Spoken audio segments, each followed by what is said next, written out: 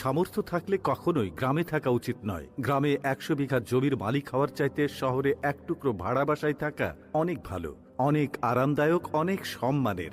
গ্রামে স্থায়ীভাবে বসবাস করাটাকে কোন সূচকে এগিয়ে রাখা যায়? আসলে এখানে বেশিরভাগ মানুষ এতটাই টক্সিক যে তারা নিজেদের ব্যক্তিগত জীবনের চাইতে আপনার জীবন নিয়ে বেশি চিন্তিত।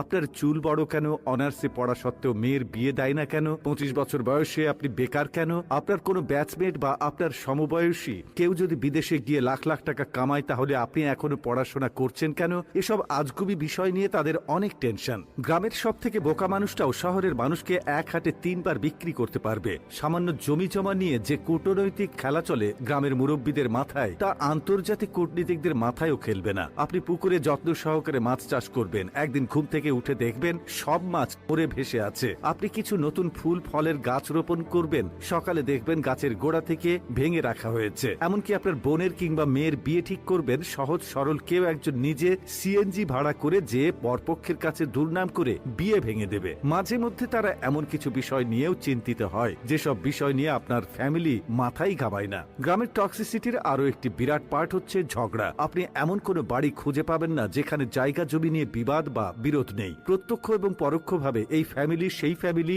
এক